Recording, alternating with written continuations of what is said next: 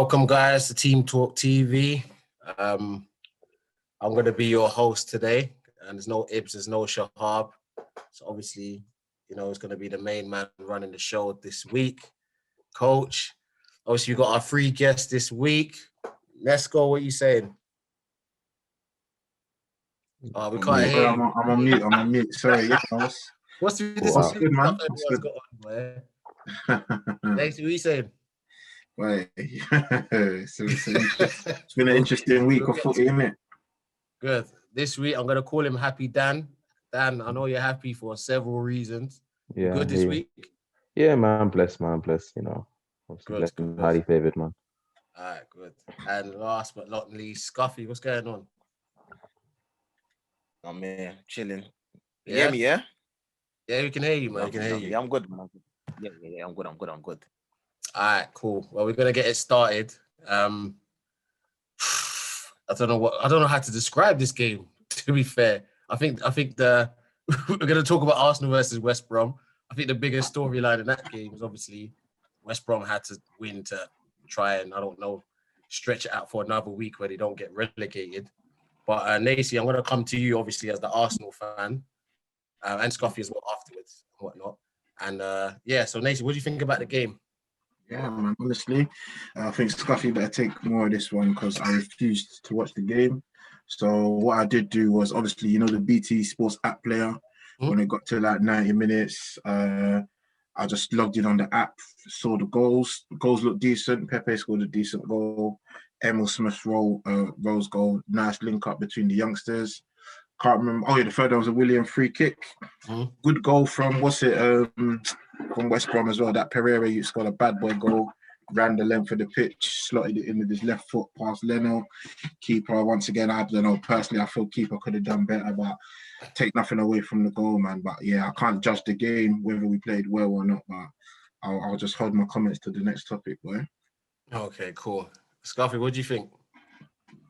It was a needless game, innit? It was just Arsenal just being Arsenal, just playing. Well, I don't know if Arteta was going to do any tinkering. Kind of played guys that didn't really need to be playing, mixed with a couple of the main starters. Wasn't really an exciting game. Good goals, but wasn't nothing to speak about going forward, to be honest. That's all I was. Well, listen, let me ask you Arsenal guys something before we move on to your next Arsenal subject, yeah? Emil Smith-Rowe. Yeah, now I've watched him for a while now, and obviously you've got the Mason Mounts, you've got the Fodens that are getting this massive praise. Do you think Smith-Rowe is not getting the credit he deserves based on what's going on with Arsenal as a whole, as a team? Because when I look at him, his performance, every time I've seen him play, like he's in that mode of, if you want to talk about Mount, if you want to talk about Foden, he's there. It's just obviously Mount's team and Foden's team are doing much better than his team. So as Arsenal fans, how would you grade Emil Smith-Rowe? You've hit the nail on the head, Jim. This is where, when me and you have arguments with certain other players, you've just said the point. They're playing in better teams. That's the nail on the head. Ask these, man, and I've said it in the group. It's there. This is what I love about modern day technology. I said instantly when I saw, 3-4 games of Smith-Rowe, it won't be long till people are putting him in the same conversation with, I put him with Grealish and Foden. Those are the type of English players that I like, them intelligent players that get their heads up, but they can also run with the ball. Normally you get more like a one or the other. You get me? Some guys that can run with the ball, but a lot of the time their head down. When you can actually run with the ball, beat a man and still get your head up, and you got the close control, and you can get on the end of stuff like he did today, what more can you ask for a player? It was even a debate in the group the other day about who do we prefer, Emil Smith-Rowe or Odegaard? And I said Smith-Rowe hands down. But yeah, to answer your question, is he not getting the praise he deserves? Yeah, I could say so. But I think you summed it up there brilliantly, bro. It's because of the team he's in. Put this kid in another team that's playing well, you understand, they'll be singing his praises. But I think as far as us lot and the sports group, I don't think nobody said a bad word about Emil Smith-Rowe. So I think in our circles, he's definitely getting the praise. Maybe not from the major pundits and the TV, but they'll catch on. As long as he don't get injured and carries on, you get me? It will catch on. Buffy, what do you think? Well, I don't know if he was getting the praise that he was before when he first came into the team, because people were even wanting to see him gone. I remember last season or whenever it was, like when people were saying, oh, like, I think I said that Smith Rowe might be second in command in playing an attacking role. And people were like, forget him. Like, he ain't really saying nothing or whatever it was. And then it got to a stage where he obviously got played because Willian what's his name? He had COVID or whatever it was. Then when he started having a run of games, he actually started doing his thing. And now he's actually doing well. And now he's a Hale End boy now. And I feel like he kind of was always there, but he just didn't ever get given the chance. He did go on loan to Huddersfield and whatever, but now that he's at Arsenal and he's actually had a good run of games, he's actually starting to prove his worth. And that's what I think should be happening more often when it comes to Arsenal, especially now. Do you get what I'm trying to say? Do you think he should be in the England squad? Nah. Don't know about that. Nah. I wouldn't say England squad, but maybe the under-21s. Maybe the under-21s, but not the England squad right now. Yeah, that could lead us into another whole big topic about Scuffy's just said it there when you come to the under-21s and England throwing. I mean, from an Arsenal perspective, I definitely wouldn't want him in the England squad. Now, if they took him, I'd understand it. But at the same time, I think there's a thing in football that people don't understand, and it's called seniority. You understand what I'm saying? They're going to give privilege to those who have been there, done it, experience and all of that. Like, even Foden, if you ask me personally, if I cared about England like that, I wouldn't throw him in just yet, again, because of that seniority. Foden's going to have his time. Yeah. That's just my personal opinion. But if he starts, I would completely understand it. So, Dan, I'm going to take that to you. What's your thoughts on Emil Smith-Rowe? No, I like him. I like him a lot. I think that, to be fair, I feel like Arteta is missing a trick in the sense that the season's pretty much done.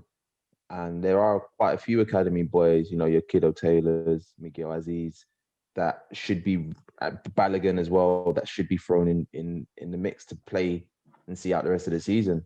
Emil Smith-Rowe has been given a chance. He's shown what he can do. You know, there's nothing left to play for. You might as well see who else you're gonna, you know, see if you can find any gems for next season, really. But yeah, to answer your question directly, I think I like Smith-Rowe. I think he's a good player. Yeah, I like Smith-Rowe personally. Like I said, I've seen him a lot now. And like I said, I think it's just more circumstance to how his team is playing. Indeed. He has influence on games, which is what I want to see from a player. Yeah, like his goal today, he took it very well. Saka set him up and he took it very well today. So that was really good. To even say about Arsenal as well, one thing I've noticed is that with this whole season, the people that actually made a difference were the young players.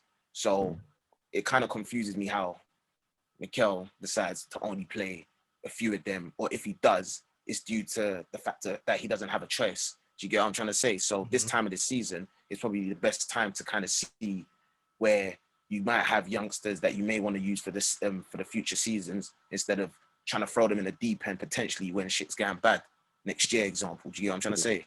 Yeah, which is spot on. Like I think Balogun. Go on. Yeah, Balogun's an example. Yeah, he signed a new deal. Like, reward him. Like, you know that Nketiah isn't the one.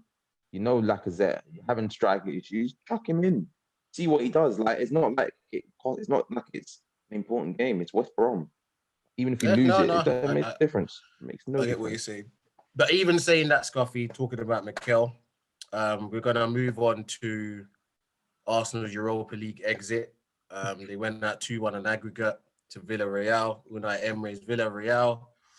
It was 0-0. A lot of fans were unhappy online, just criticizing the team in general for lacking the intensity, not understanding the moment, not understanding it's a semi-final, Mikel's substitutions, etc., etc. But obviously, from an Arsenal perspective, you guys see it deeper than the rest of us. So I'll give it to you, Nacy. What was your overall view? Now you've had a few days to let it sink in. What was your overall view? Again, I think if you go back multiple episodes, especially this season on the podcast, I think I've been quite consistent with my stance on Arsenal, my expectations of Arsenal, whether you're talking about the players, whether you're talking about the manager. Now, was I as upset as maybe I would have been afterwards? And no, that's a lie. I was definitely upset, but it's like, how can I put it? There was an element of like, you're kind of mentally preparing for it. Do you understand what I'm saying? As a fan, I think you're always going to be hopeful no matter what. Even if, like, how many times have we come up in the Champions League against Bayern Munich and you still watch it because you hope you understand you're going to win. But the way we went out, it's just not typically expected. What is just more, is so disappointing is the fact that we did not go for it. Like, the job was to really score one goal. Now, with Arsenal, personally, if I was the manager, let's say I took over for just that game, I'm never going to just go for a 1-0 victory, because we know Arsenal are not, that's not what we do. We can't score one goal and hold on to a lead. So for me, you're down in a game, right? You've got Arsenal, who we know can't defend the lead. Go for it. And I just didn't feel like we went for it. You mentioned there, George, you alluded to the substitutions. And to me, it was just the most bizarre thing. We had 0-0 impetus. The only person who showed maybe anything or who got close to any chances was Aubameyang, hitting the post twice. Comes to the last 10 minutes, the ball comes up and it's Aubameyang's number coming off. You then put in Nketiah, who a lot of people are critical of Nketiah. I actually think there's some good things about him. He's a natural finisher. That's what he is, in it. Like, if you look at his under 21s career, whatever, that's what he was. He was a goal getter in it, in the youth team. Arteta puts him on for 2 minutes. You bring on Lacazette and William before. I don't know what you expect William to do now. We've seen it all season. He's just not that guy. He doesn't care. He comes on, starts jogging around. He doesn't do anything. You took off, for me, the main goal threat. Again, Gabby had a good game at the weekend. You didn't start him. So I don't know what more there is to say in terms of that game. Like, was I disappointed? Yes. Was I surprised? No. Should Arteta still be at the club? I'm sorry. Based off of what we've seen these past 2 seasons, on the whole, and not just winning a cup, you understand, with the FA Cup, by scraping it marginally, if we really want to be honest and break it down. If you look at his, let's say, season and a half or season and 3 quarters, because he didn't come in at the start of last season, it has just not been good. And for whatever reason, it's not worked. Now, is the squad the best? No. Is it better than some of the squads that we've had? If you look at the squad, you could argue. There's an argument for that. You understand? There's an argument. No, it is. There's an argument for that. If you look at the Wenger tenure and some of the, if you want to go, George, if you want to go to those squads where Arsenal somehow got semis, and you start talking about Shamak and Bentner and all of that, please, you understand? When you have Shamak as your main striker, that's an issue, bro. So those teams there will go to the core. Yeah, bro. That, like, okay, when those guys left, Arshavin came in and played good for half a season, bro. Trust me, I know. When are you forgetting when Hoyt was getting violated by Nani? Like, come on, bro. We've had some ghastly teams. Philip Senderos, Pascal. Come on, bro. Please don't get me annoyed. Like, this squad is bad, but I'm sorry. You could argue, and there's a case that another manager might have done better with this squad. And absolutely. So I don't know. Like you said, I'm going to address one thing, obviously, that you said about Mikel, and I want to get your thoughts on it, Nacy. Yeah, go on. But Skuff, what's your overall analysis as an Arsenal fan about that game? Is it the same as Nacy, or you got something a bit different? He's pretty much said it all, innit? But one thing I will definitely say is that the tie was decided in the first leg. That's what I personally think. I was more angry. You sure? What are you talking about, bro? I'll explain clear this guy's mic off, man. Okay, go on. Let me explain why, because if you're going away to Villarreal, clearly away goals matter more, innit? Do you understand? Because they stand for more. You don't play a false 9 against a team where you're aiming to get, because even if you lose the game, you can lose 3-2, you can lose 4-3, whatever it is. The aim is to score, but you went and messed it up by not playing a recognised striker in that game. Fair enough. I understand coming to the Emirates, you need to at least get a goal or 2 goals or whatever it is. But I feel like if you was able to even get a draw there, even if we got 0-0 where we was now, we'll be through. Do you understand what I'm saying? So not to say that with the team that we've got, we should be like being able to at least beat them by a couple goals. But I think they clearly messed up off the result of the first game. Do you get what I'm trying to say? And it was something you should have done. You should have attacked it from the start. And then at least if they did concede, you would know that you've at least got some form of a lead, or make sure that they can't score more than 2 goals. Because you know Arsenal's defense, they're not the type of team that would only like keep clean sheets. So even if it was 2-1 that we lost, or what's the name? Like we lost 1-0 or 1-1. We would have been all right. But that first game is what messed it up because of the crazy formation that he done. And then going into this game, like Nacy said, with the substitutions, taking off your best striker to put on another striker. Like, ain't you meant to play them at least together? Do you get what I'm trying to say? And it's like, that's what Ferguson would have done. That's what I'm saying. I get that, Scuffy, but I'm going to go back to something that Nacy said, yeah? Nacy, you're very adamant that you're not Mikel out, but the job is too big for him. 100%. Agreed. 100%. Yes. Now, my thing is, we downgraded on him from Emery. From Emery to Arteta was a downgrade, and we saw more evidence in our first day. My question is, do you feel that you have an average-minded owner? No, I thought that we have an owner that doesn't give a toss. So Okay. average-minded wouldn't be the case. This is my follow-up. So this is my follow-up. Mhm. If you feel that you have an owner that doesn't give a toss, Mm. yeah, what makes you think that Mikel now going and he's going to replace him with the right person for the adequate job that's needed at Arsenal right now? That's not what I'm judging it off, and that's not what I think. I don't think that, but I'm ready to roll the dice. Yeah. Why I want Arteta gone is because Emery was sacked for less. So if you're going to have a job, yeah, and you've got consistency in any walk of life, if you sack one person for this, somebody else comes in and does the same thing. Well, hello, what's this guy still doing here? I did this. I wasn't given that chance. What are we giving this guy a chance for? What am I seeing from Arteta to see that it's going to be better? Do you understand what I'm trying to say? Okay. I agree with you. Now, don't get me wrong. And the reason, like you, I like the way you started that. You wouldn't call me Arteta out, right? Yeah. And I'm never, I heard someone else say this, it's half a conversation. And I was like this with Wenger. When people say, are you Wenger in or Wenger out? Well, Wenger had to be punished for his crimes for me because a lot of the stuff was his fault. But my more concern was always, okay, who is going to come in? And that's the bigger question. It's not just I want Arteta out. If you tell me Arteta's going out tomorrow and we're going to get in Neil Warnock, no, thank you. If you start telling me, okay, Sarri, Conte, you understand some of the names of that people are throwing around, which again, knowing Arsenal, like you rightly say, we've got a mad owner who probably is not going to get, we're not going to get these names. But if you tell me, okay, this is the names on the list, we may go and get one of these names. Yes. The same way, guess what, George? When people wanted Emery out and they were saying Arteta, I was like, hello, that already shows you what kind of board we have. You said this before, bro. Why did we get Arteta? He was going to be a yes man. Simple. This is a guy that is desperate. You didn't have the greatest football career. He's now desperate to accomplish something. He's seen his boy, Pep, doing something, and he's like, rah, I want some of that. That's my perspective of this. Being an assistant coach doesn't mean you can be a top manager. Which is yet. true. You understand? Yeah, especially this far in his career. Now, you're standing next to a guy who's done a lot, and you're seeing this, and you're thinking, oh, I can do this too. I'm a part of this. Are you really, bro? I don't know. I don't really believe that because Pep's done this before. Do you understand what I'm saying? Fair enough, albeit at other great teams who probably would have still won those stuff with other managers, but we know and we can definitely acknowledge that when Pep goes to teams, there is a stamp. You understand what I'm saying? Yeah. Arteta's not there yet. For a club like Arsenal, in the crisis that we were in, it was the wrong choice. You look at another example, our opposites. You've got Dan there sitting on the side of South or West London. What happened when they got a top manager in? We started to see an instant impact. What I will push back with that, Nacy, is I go back to my original question. The difference I feel between the two clubs are the mentalities of the owners. I think Abramovich doesn't care who's in the managerial seat because he's going to back them regardless. And that's why they've been so successful. That's why they can change so much because he's willing to invest in the team no matter who the manager is. If it's not working for a year for Lampard, I don't care. I'm going to go splash this money, get a next manager in. They've got to deal with it. If they can't deal with it, they can go out. He's just continuously improving the squad.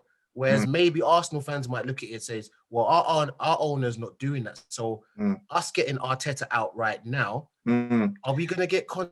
Bro, are we going to get these? Yes, there you go. There you go. My focal point isn't Arteta. All we're doing, what you're saying, is you're not wrong at all, George. But they're two different discussions. What we're discussing right now, is on the back of why we went out on Thursday and why we've had such a bad season, right? At the start of the season, you've got 2 transfer windows, right? Once that's closed, that's closed. We can't talk about Conte now.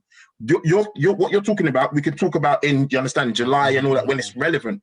Right now, we're judging Arsenal squad and Arteta. Has he done the best that he can do with that squad? I don't believe so. I'm sorry. I think he would even admit that. I think even he would admit that. There you go. I think even he is very odd. He seems like an honest guy who's come out in a couple of interviews that said that, listen, it's not good enough at the end. And his job is on the field. He did say that. He said his job is going to be on the field because they need to show it out on the pitch. Like if he got sacked, would you feel sorry for him? Would you be like, I'm different because I rate Arteta. That's fine. That's fine. Yeah, I think he's one of those. Yeah, I think he's one of those upcoming managers where I would like to see him being backed this window. And I think after this window, I think if things are going how it is now, when it gets to December, I think now you really have to look at it deeper in terms of. But I think give him a window. Give him the backing that he needs, and then go on, Scuffy. Scuff, you there? Because I was going to say, the reasons why I'm a bit questionable about. Yeah, can you hear me? Yeah, I can hear you, but you're not moving. Yo. Can you're not moving, Scuff. Your head's not moving. You can't hear me? You see me now? No. You can't. Flipping out, cool. Scuff, you froze. Are you back, yeah? Hey, I'm back. Man. We can hear your voice, but we can't. Yeah? Scuff, get your picture sorted. But anyway, my thing was this, Macy. I feel that he deserves a window, a big summer window. That's what I feel. I think after the summer, I think once again, if it continues, he's on the clock. That's what I feel. George, I hear you. All of that is lovely, bro. But we're going around in circles. That's not Arsenal, bro. Do you remember when we had that thing a couple months back when I was saying about when we were talking about the two owners, yeah? And I think Ibs was on, and I was saying, bro, you see that window Chelsea had just one. Yeah. Just one. And Ibs was saying, the Cronkies ain't gonna blah blah blah. That's fine, but that's why we're criticizing them. That's why we're onto them. That's why people want the Cronkies out. Why do you think when they said the Super League team, me and Lloyd were bang on it? Because bro, I'm fed up, G. I'm fed up. I want something different. Do you get what I'm trying to say? For you, man, there's still something. Our season's done now.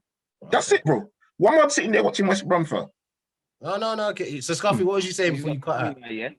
Yeah. So what I'm saying is that personally, I don't even know if it takes another window for him to be back, because I feel like from where Arsenal were, they was in Europa League, got to the final, didn't end up working out. Emery got sacked for less. Now Arteta's come in. I understand he's got the cut. Now we're potentially out of Europe now, and we're gonna have a clean season. I get it, but me personally, I feel like he's made quite a few tactical decisions that are kind of wrong. And what I wouldn't want to happen is that Arsenal, Arteta gets rid of certain players that potentially could have filled in the small gaps that we actually have problems in, which actually play for us already, like the Salibas, Martinelli, and maybe, I understand Balogun's just signed on, but you just never know, innit? But there's certain players that obviously give you more graft from these young players. So I don't want him to then sell them and then he gets sacked 3 months later, because at least if you have a new manager, he can actually figure out who he wants to keep. And I'm not talking about all the old boys. I'm talking about like the young boys, be able to see who can play and who can actually join, be a part of the team, and then move into a new season where he's not having to tinker. Because always remember, when you get a new manager, I understand Tuchel's done his thing, but it's like, you don't know if that'll be guaranteed with another manager, because you might have to wait another season on top of that, because he might have players he don't want. Then you've got to wait for another window for him to get back. That's the thing, Scott. Sorry to interrupt. Please. That's the thing, yeah. I ain't spoken much on this thing, but in my opinion, you look at the table, you look at Arsenal squads, you look at the squads of the teams above them. Arsenal do not have the 9th worst squad in the league. They don't have the 9th worst squad in the league. Dan, I get that. And I think go. Yeah. So it's the same thing. I use it like the Lampard example. Yeah. Lampard was making tactical decisions that was substandard. It was less than the standard required for elite football, for an elite coach. Yeah. Now, I said Chelsea was going to win the league. Remember, I said it because of the squad. Lampard done well with the squad last season, but he had a better squad this year and couldn't deliver. You bring in Tuchel now, and Tuchel, who is a tactical, knowledgeable coach, extracts the most out of the team. He's making tactical decisions. Aspilicueta, Rudiger, these are names of players that Alonso. These are names of players that Lampard chose to neglect. And Kante. We'll come on to Chelsea. We will. But we look at Arteta. Is Arteta making the best decisions? Putting an older Aubameyang playing out wide and just simple things, very simple things, bro. Simple things. George, there's so many times. Sorry, bro. Go on. No, I just want to say I'm saying that we have to move on to the next subject. Cool, That's why. So you're right. We will come back to Arsenal, and I feel that this is a discussion where, like, even next week's episode and whatnot, we can carry on and what. We could do 2 hours on Arsenal. There are question marks at the Emirates that need to be answered, and we'll see if they get answered in the next few months, whether Arteta's there or not.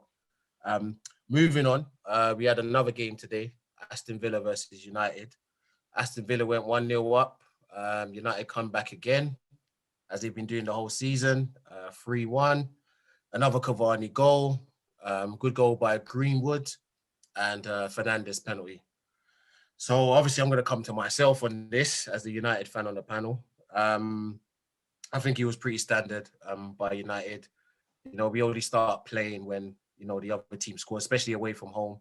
I think it's a good trait to have moving forward, but I don't think it's something we can't move forward with like that sort of like, I don't know, giving early leads away and stuff like that. I think the Aston Villa goal was poor. Lindelof should have been stronger. Personally, I think he should have cut out that shot. But with United, it's we're literally just strolling over the line for the season. Like it's like we're playing with no pressure in the league. Everybody's messing up and dropping points around us. Well, obviously apart from Chelsea, but the Leicesters and whatnot, who was closest around us, they're dropping points. So I think today certified our top four. I even hate saying that. I see people saying it online. It's just so, it just gets me so angry when people just top four secured. Okay, well, let's see if we spend the money in the summer. That's my thing. Let's see if we spend this top four money in the summer to kick on to go and try and get the league next season. There's no point screaming top four if we're not going to spend the money at the end of the day. That's the whole point of getting top four. If you don't get the championship, if you're not first, you're getting top four for what? For money. Yes, Champions League, but you need the money to invest in the squad. So with the Glazers right now in a bit of hot stew, well, it looks like it anyway. We'll see what happens if they spend money. What do you guys think about United in terms of second place? Let me throw this at you because, funny enough, obviously we know last week was a madness, and as an Arsenal fan, I was actually jealous and envious of what the United fans did. Right now, whilst everyone was watching the Sky Sports, I actually had to go for a little drive, and I was listening on TalkSport. It was BBC, I think. Whatever Genius was on, I can't remember if it was TalkSport, BBC Radio Life, but I think it's BBC. But Jermaine Genius was on. And obviously, we know the main two clubs, if you look at the last 2 weeks, the whole Super League, like the main outrages have obviously come from Arsenal and United, right? And they're two different ways. And what Genius was saying was like, he can actually understand in terms of the Arsenal fans, like why we're going so mad. And this is obviously, George, you can rebuttal to the question I'm going to ask, but he was like, and I thought the same, really, with the United fans, he doesn't really understand what you are going that ham for. Like with Arsenal, we've come from a place, and Arsenal and United there's always going to be that underlying comparison, especially because of those late 90s and the early 2000s, where it was just us two, right? Now, we have fallen so far from that. United has kind of been like this, like, do you get what I'm saying? And then now where it's a bit steady and still comes back up, looks like you're going to do it, you get second, then you get fourth. But the difference is, you lot can say whatever about the Glazers, but you have actually invested. You have actually bought some of the targets that you want. You have actually spent the big competitive, you understand, prices for these players. Your wages are competitive. You're spending big on these players and spending big wages on these players. You've had Falcao in and out of your club, Di Maria in and out of your club. Arsenal, we cannot afford those luxuries. Again, like was talking about that one big window where we splashed. You had the Sanchez piano gate. You lot have spent big on a lot of players and it hasn't worked out for you guys.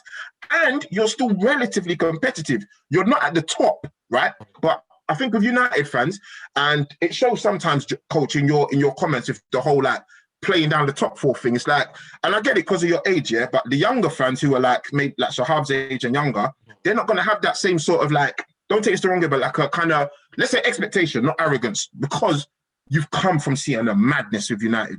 So it's like you lot are spoiled and you're still stuck in that. But you got to accept that other teams have come up, things have changed, it's more competitive now, and you can't just, with United fans, it's like you don't win a trophy or bust. Arsenal, we ain't even asking for that, just right now, because we know, like, you know what, we're dead. All right, if we got a couple FA Cups and that, we just want to get back into the top four now. What are you asking me then? I was waiting for the question, because what are you asking me? What I'm asking is what you're not complaining about. Okay, so this is my thing. I don't think people with United, it's not about the sums of money that we spent or haven't spent. But I'm not okay. The sums, but the players as well. Investment in a club is just not about spending money. You have to get the right people in the right places. Pep Guardiola was not coming to Man City from Bayern Munich if he didn't have the right people at the right places invested in the project of Manchester City. It wasn't just about the sheiks having millions and millions of pounds to spend. It was who's under the sheiks, who do I report to when I want my transfers? Am I in charge of transfers? So with United, we've come to a point where the investment in the recruitment department has not been good. You're talking about Falcao's, the Di Marias, and there's no strategy there. It's just big names. Did we need all that sounds good in hindsight? At the time, did we need Falcao? At the time, did we need Di Maria? Hindsight. But guess what? It was, you know what I'm saying? Even at the time, did we need them? But guess what? United fans were, oh my days, Di Maria. It's like we were clamoring for whatever can make us excited instead of actually looking at because to us, we can't get Woodward out. At the time, we can't get Woodward out. Woodward came in with the Galactical mindset.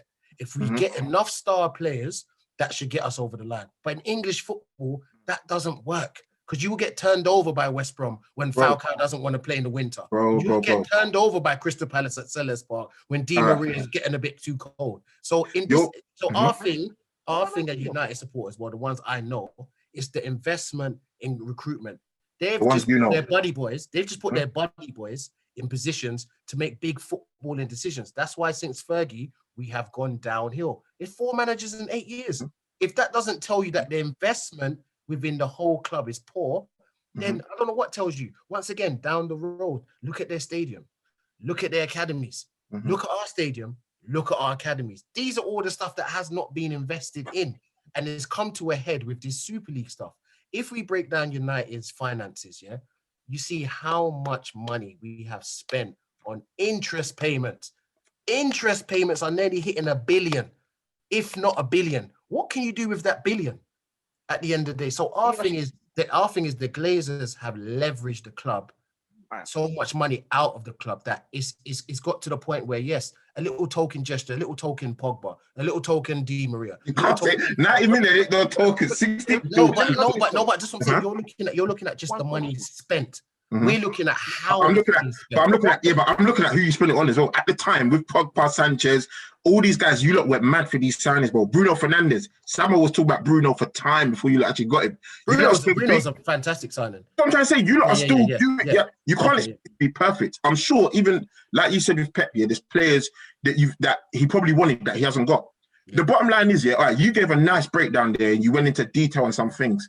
Brother, I can guarantee you, when them United fans, them man there that got the pitchfork tattooed on their ankle and on their head, them goons, like them guys, fam, them man that just ain't had a football tear up in a year because of COVID, when they're climbing over the fence, they're not thinking about no £1 billion interest payment, cuz. It's because United ain't lifting a trophy. That's what it is. That's what it is, cuz.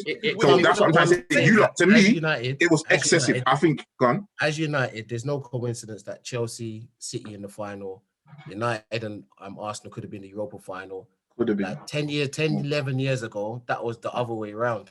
But it's not a coincidence. It hasn't been overnight.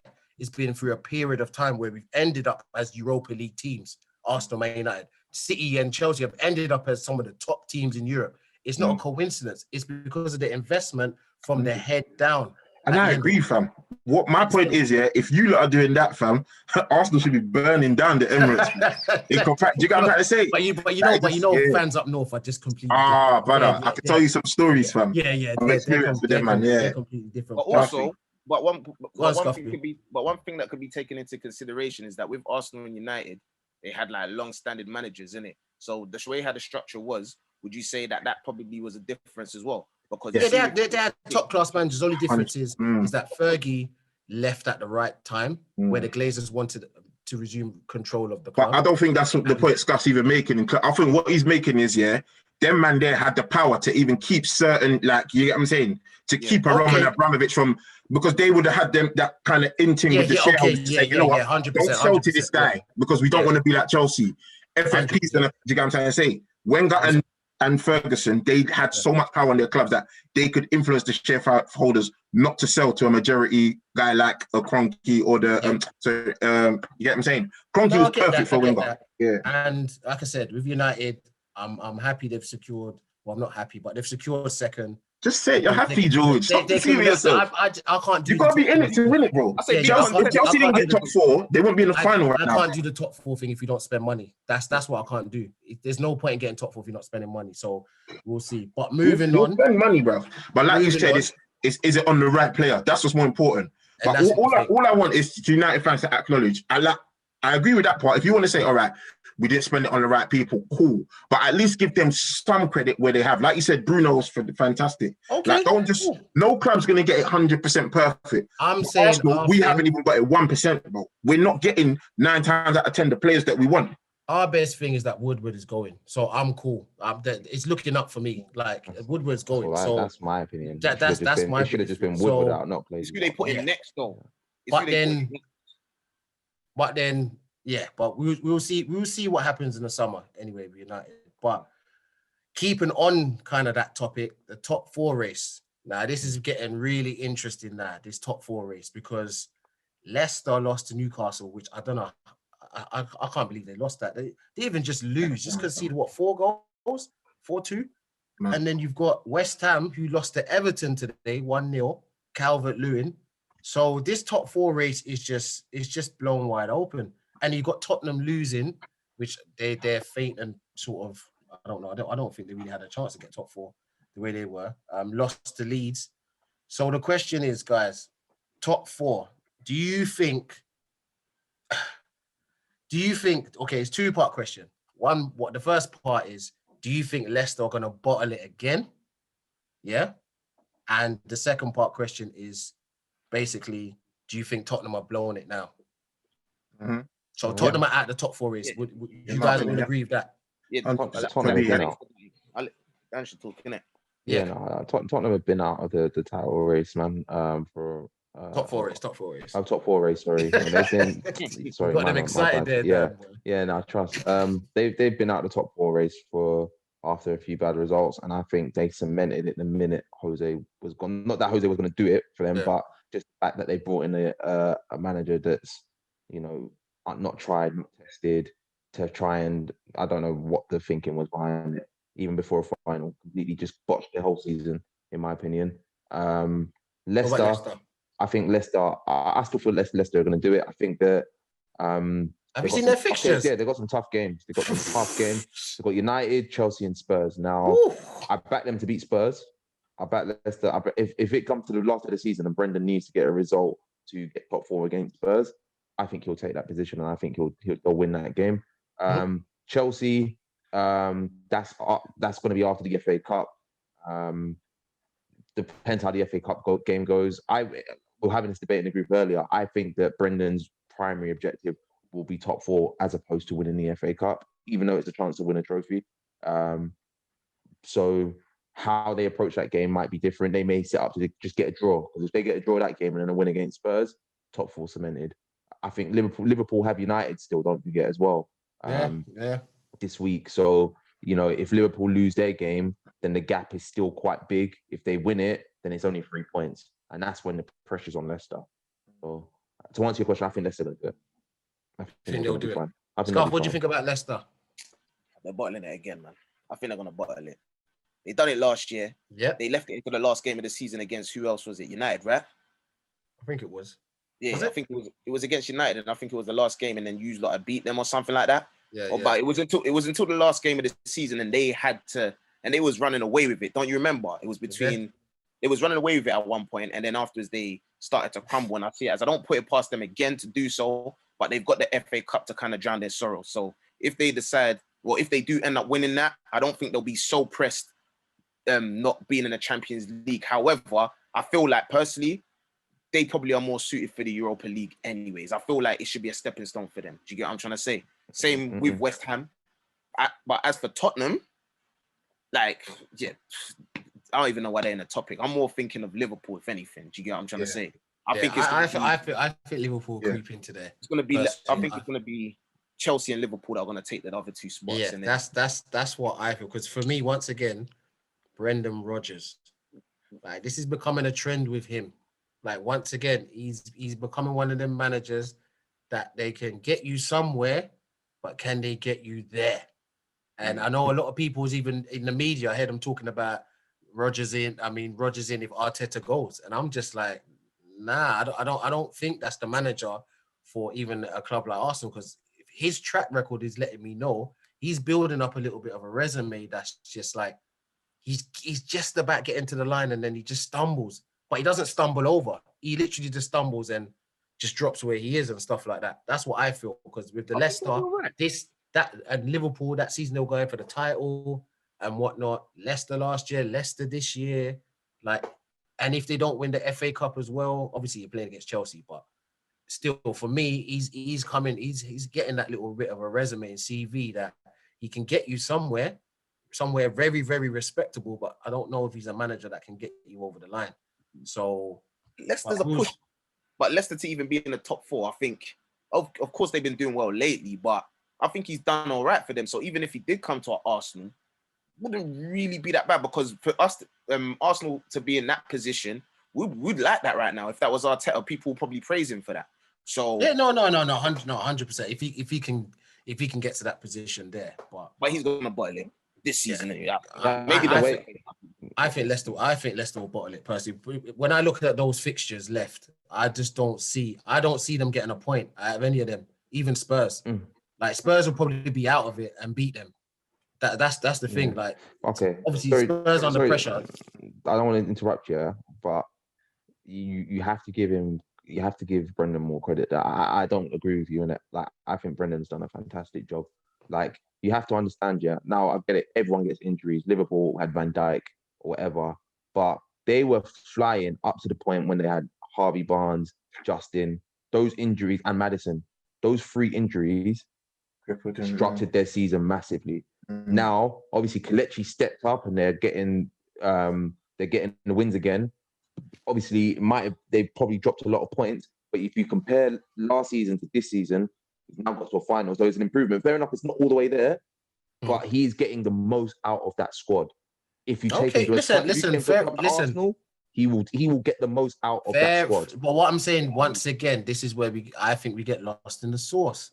The pressure at Leicester ain't like the pressure at Arsenal. So it looks good at Leicester because you're punching above your weight. But when you're going to a club where you're expected to do this, and this, it's just a whole different ball game for me. But that's another subject for a different day. If Brendan Rodgers, just to finish it off, because I didn't speak on them. I think I agree with George, not on the Brendan topic, but I just think it's far too much for Leicester to think about. All of those top 6 teams and the FA Cup. Like, I mean, if they got both, I would be so happy for them. But I just can't see it happening. They might, if they try to go for both, they might end up with nothing. I think they've got to prioritize. I think the owners, as Dan alluded to, are going to tell Brendan, please, we want the top 4 because they want to be in the Champions League. We know these owners, they all care about the money. The fans, maybe there might be a split. Maybe more of them might want the FA Cup. But yeah, I think it's too much for them. And I think, it really comes down, though, to this Liverpool United fixture. If Liverpool get past United, I'll back Liverpool all the way. Yeah. Okay, well, listen, it's going to be interesting, definitely.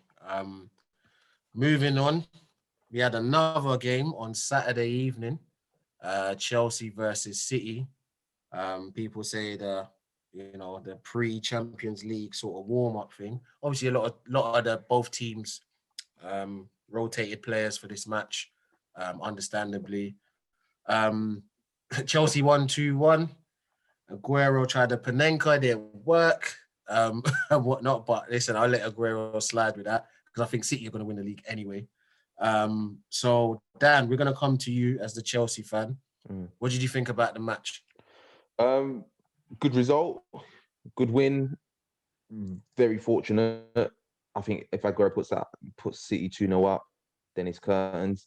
The Christensen mistake, very unlike him based on his form in the last couple of, under Tuchel, to be fair.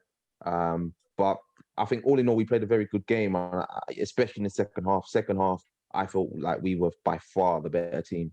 I don't think he had an answer for the way we were coming forward. Reece James really attacked Mendy, destroyed him. Even before Ziyech scored that goal, that cut back to the edge of the box, we tried that attack 4 or 5 times with success. We made the pass, and obviously ultimately led to one of them going in from Ziyech, which was good. Callum Hudson-Odoi, I'm glad that he got an opportunity to come on the pitch. I feel like he came on and he had an impact, involved in the goal as well. So yeah, I'm happy with the result, and it's another win. 2-0 against Pep for Tuchel, which I'm really happy about. Do you think this will have any sort of bearing on the final?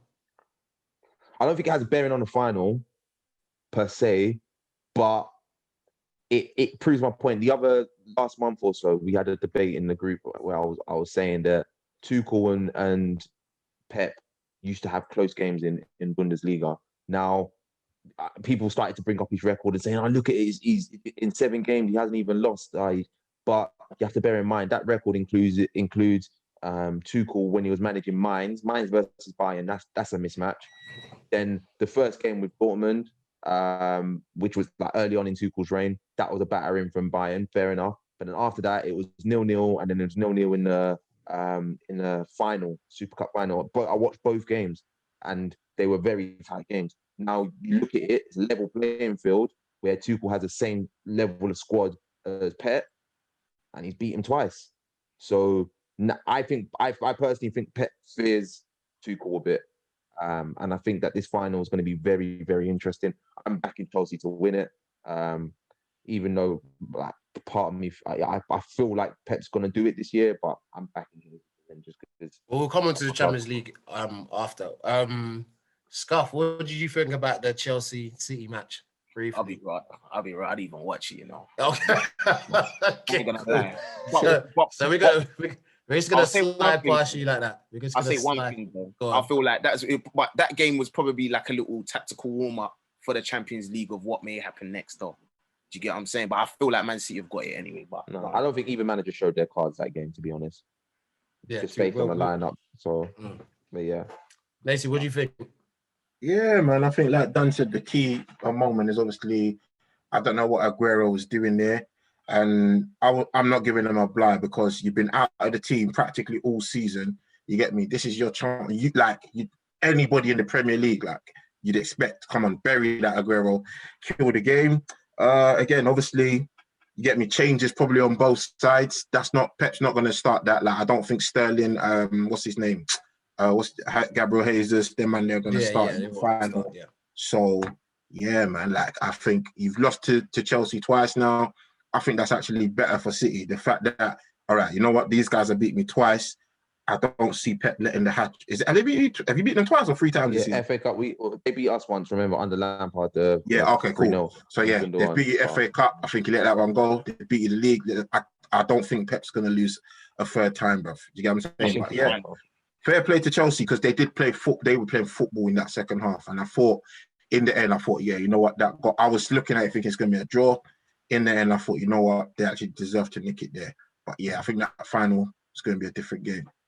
Well, just jumping on to what you just said about the final, we're going to move on to our predictions for the Europa League final and Champions League final. So, just briefly from everyone, Dan, I will start with you first because we know who you're going to pick. But Chelsea versus Man City Champions League final, who you got?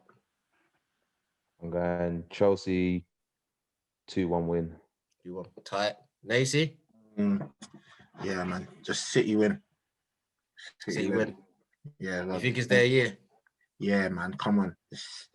They got you. They might not get another chance like this. Yeah.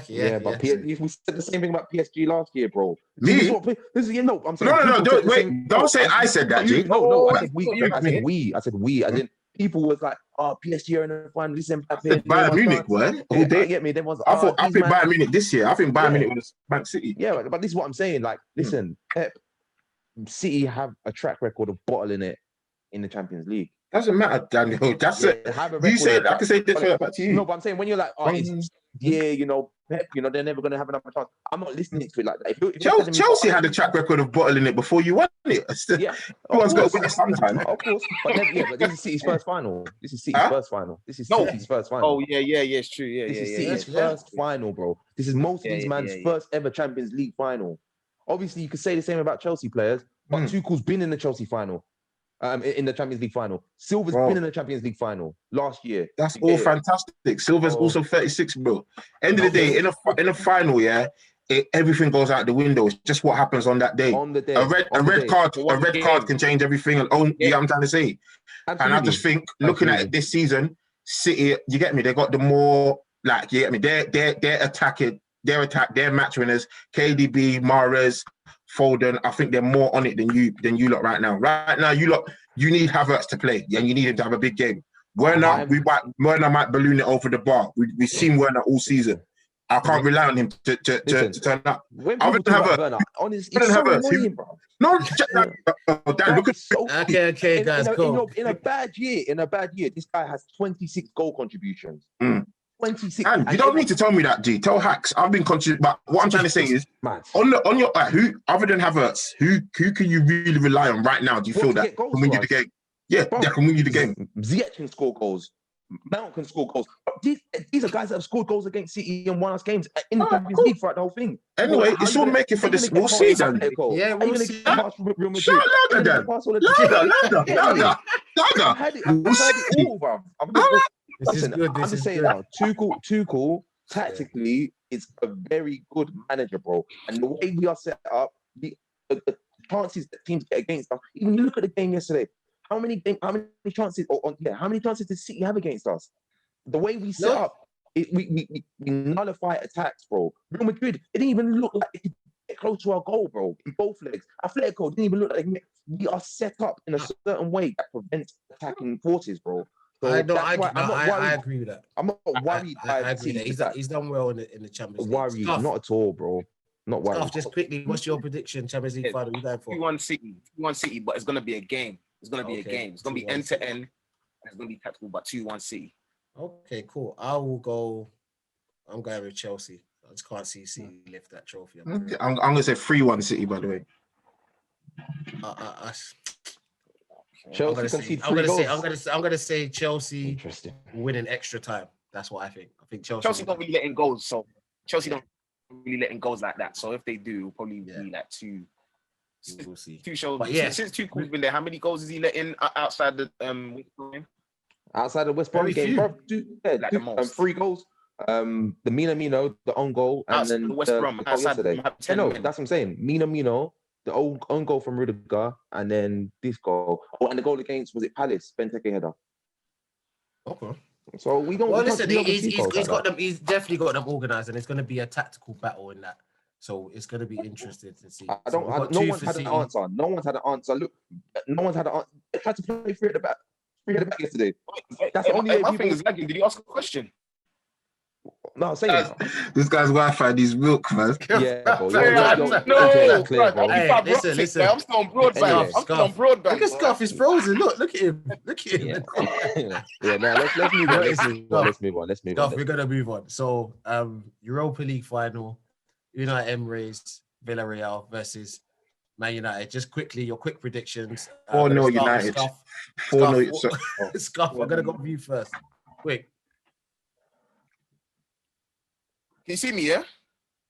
Oh, Skuff, I'm going to come to you last. Yeah, I'm saying. Like, Daisy, what you say? 4-0 United. United just seem like, you understand, they're just coming into form at the right time. It's a shame for them that they hadn't, you understand, started off the season better and been in more. Maybe they'll be competing for City for that league. I think as long as Cavani starts that game, United are going to just, you understand, start Cavani, Bruno, you're not going to light it up. Dan, what do you think? Just quick prediction. 1-0 Villarreal. Okay, 1-0 Villarreal. Scarf, are you back with us? Can you hear me? 1, 2, 1, 2. Yeah, I can hear you. Yeah. What's your prediction? United, Villarreal. I think it'll be maybe 1-0 Villarreal. Okay, Dan said that as well. I think it will be like 3-1 United, personally. So we'll see. Hopefully it does end up and Oli can get his first trophy. I'm basically saying what I want. To be fair, like United is the clearer team, but childish, man. Let's be real. United for predictions, but I'm gonna go for a Villarreal win. Man, Emery, man, he's good. Right, cool. Emery. I'm just thinking of Emery being his trophy. Was it 3? I mean 4. Wait, this is his 5th actually. Yeah, but he's been in a lot of Europa finals, he's a Europa Cup legend. He's a Europa Cup. He used to be the best ever in that competition. But hopefully we can hand him off at L. But guys, we're gonna move on to one of our favorite parts of the podcast: start, sub, and sell. This week, start, sub, and sell is Aguero, RVP, or Suarez. Yeah, that's quite easy. Yeah, for me. Who wants to go first? Yeah, I'll go first. Suarez start, Aguero sub, RVP so. Same order. What? Easy, fam. Yeah, go on. Do you want to challenge it? Easy. I'll tell you. Oh, Okay. this. I will tell you, Dan, bro. Dan, go on, Dan. All right, go on. I'll tell you my breakdown after. Go on. Okay, yeah, go on, Dan. RVP sold. That one's the easiest one. Now the tough one is the toss up between Aguero and Suarez. So I'm gonna say start Suarez. Wow. No. I have to start my boy Aguero, man. Come on, bro. One of the best foreign Premier League strikers of all time, man. And Henry. Yeah. So yeah, start Aguero and then start Suarez. Okay, Scuff, what do you think? I'm not start Suarez, sub Suarez. Cool. Aguero to start, Suarez to sub, and RVP to sell. Just because if you notice, with Aguero in the final moments, when you need him, he was able to get you your goal, innit? Do you know what I'm saying? In terms of Man City, you know, you can rely on him to get you goals when you need them, and it's proven. Suarez, yeah, but I guess I don't really feel him as a player, but he's still good. But RVP, yeah, I'll just get rid of him just because I don't think he compares. You did see what RVP did, yeah? That's simple. You did see, but anyway, yeah. But Stacey, we're gonna go to why you picked your All right. If you lot don't remember, we've been having this Suarez and Aguero debate for like 10 years, right back to when Suarez was still in the Premiership, innit? And I think a couple man said Suarez, couple man said Aguero. Reason why I say Suarez, first of all, not just the goal record, the type of goals this guy has scored is nuts. That season where, even though they didn't win nothing, where he scored the 40 goals at Liverpool, where he made players around him play better. He improved Sterling. He improved Daniel Sturridge. It was different.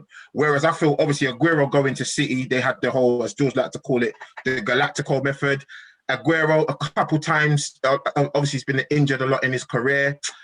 He didn't really, get as many goals as I thought he should have. Do you understand what I'm saying? Like, there were times he got 20 goals, 18 goals, 90, but he wasn't hitting. Suarez, if you look at his career from Liverpool, Barcelona, even if at Atletico Madrid now, bro, this guy's bagging 30, 40 goals on a regular basis. Left foot, right foot, head. I mean, it's tough because Aguero can do the same. Don't get me wrong. It's not much in it.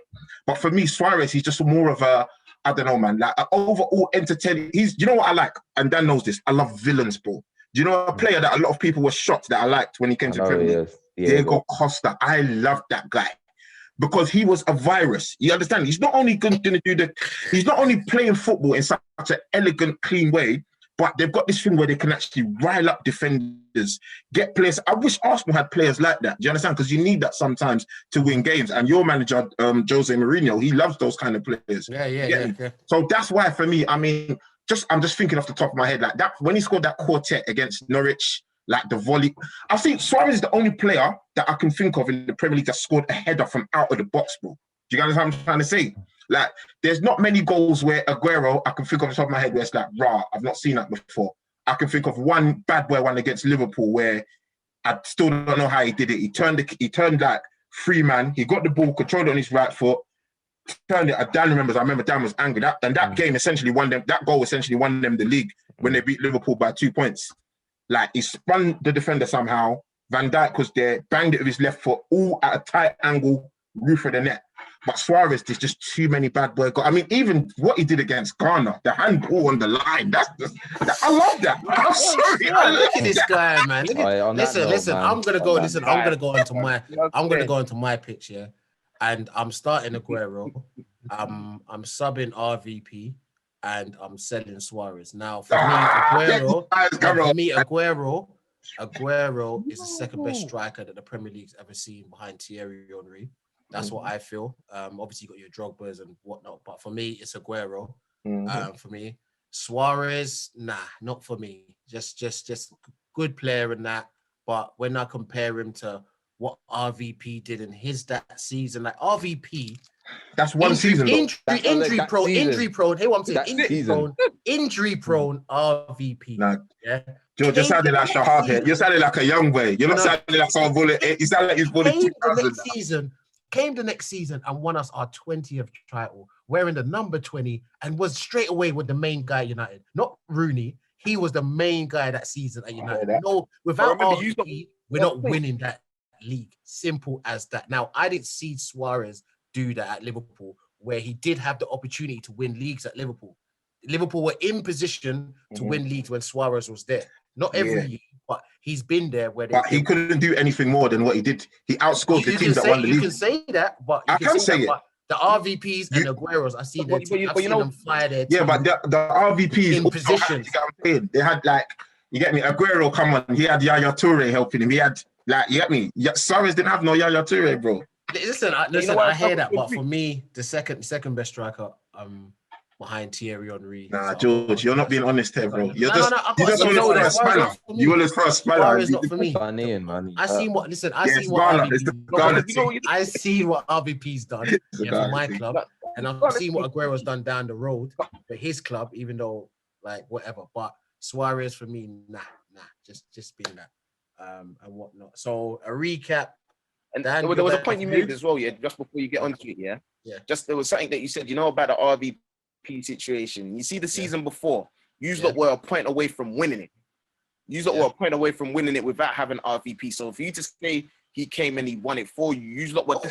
Come on now. Let's So listen. Hear what I'm saying. It was no point. It was goal difference. It was goal difference. Not even a point. I'm telling you, as a United fan. Yeah, that 20th title, he just blew it wide open. Everyone knows that, but that's one title, bro. So Suarez, he didn't score 40 goals, though. Very crucial title because he didn't score 40 goals, though, bro. Without that title, we're not ahead of Liverpool in titles right now. Without that 20th, we'd be tied at 19 with Liverpool right now. So for me, RVP goes down in our history.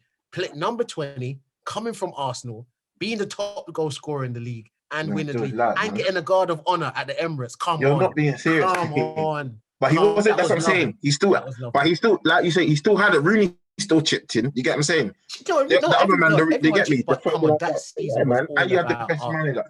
Suarez literally has had to break his back, bro, for his teams, for his national team, and for Liverpool, and even for Barca. When you get what I'm saying, part of the biggest scoring front three ever, fam. I don't want to hear Barca. I don't want to hear Barca when your other two partners are Messi and. But he can't. You can say that you don't hear it, but look what he done there. Look what he done. There you go. That's what I'm trying to say. Do that again. When Messi and Neymar was getting injured, it was Suarez that was stepping up a lot. So okay, cool. I'm just saying for me. I'm just saying, I can't put the second best striker in Premier League history. Yeah, that sounds just a bit more personal, boy. No, it's not personal. It's just for me. But yeah, so obviously we've got different opinions there. Before we wrap up, I just want to give a quick shout out to Canelo Alvarez, who beat Billy Joe Saunders. There's a lot of hype before the fight and whatnot. And obviously Canelo's Canelo. Now, obviously, I like to see Canelo fight some, there's certain people I think that he ducks sometimes, personally. The Charlo brothers are about and whatnot. I think he should be fighting certain people there on that level. But obviously, congratulations to Canelo. He's pound for pound right now in everybody's eyes. I think in most people's eyes anyway. So briefly, guys, just briefly. Yeah, Nacy, I'm going to go with you first. What do you think about Canelo? I want to talk more about Billy Joe, but obviously Canelo, he's the pound for pound right now. But all I wanted to say is I'm ecstatic because Billy Joe's got a big mouth and he was chatting the most grease about Daniel Dubois when he obviously got stopped in his fight with the eye injury. And there was quotes, you got me saying, Billy Joe was doing the most chatting this and that. Same thing happened to him. You get me? You didn't get off your school to stool. So that was bittersweet, especially with all the gab he's been giving it, boy. So I'm happy he's finally right. I still wanted to see him flat out on his face, but I'll take that. That was good enough for me, boy. Hopefully he'll be quiet for a while now. Yeah, man. Ain't nobody beating Canelo, man. I just think he's everyone around him at the moment. Triple G was probably the last person to be a real challenge. Obviously bumped in the first fight. Other than that, I think second fight Canelo done his thing. Yeah, man. Okay. Good win. Skuff. See you later, Skuff. Skuff's just. Skuff's gotta be. Skuff's just substituted for a while now, man. Skuff's on injury list. He's just suffered a cruciate ligament today. He just suffered a cruciate, and he's just gonna be out, guys, for the rest of the season. Scuff is out for the rest of the season. Stretcher. Just suffered Where's a the cruciate ligament stretcher? injury, and that's it. But guys, thank you for joining us. Dan, Nacy, as always, thanks for joining us. Scuff, if you can hear us. I got framed. I got framed. Scuff. It's not on my side, bro. Oh, my. Scuff, thanks for joining us and whatnot, guys. Nah. Scuff, okay, Scuff, you got 1 minute to talk about Canelo, quick. No, I'm done. I'm done with Scuff. I'm done. No, guys, like, subscribe to the channel and whatnot, and hopefully Ibs and or Shahab might be back next week because they're better at this hosting stuff than I am. But Scuff, I hope that you heal from your injury. Well done, Cole. We'll speak to you guys soon. Peace. Take it easy, man.